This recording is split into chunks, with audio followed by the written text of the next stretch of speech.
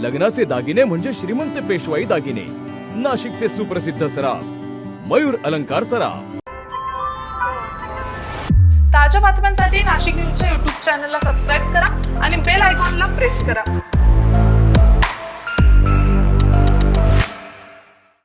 नाशिक शहरात सध्या एका बॅनरची जोरदार चर्चा रंगली आहे। मुंबई नाका परिसरात लावण्यात आलेल्या या बॅनरनं नागरिकांचं लक्ष वेधलंय।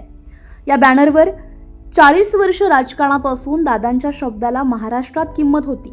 दादा तुम्ही सोडून गेलेत, पण महाराष्ट्रानं तुमची किंमत केली नाही।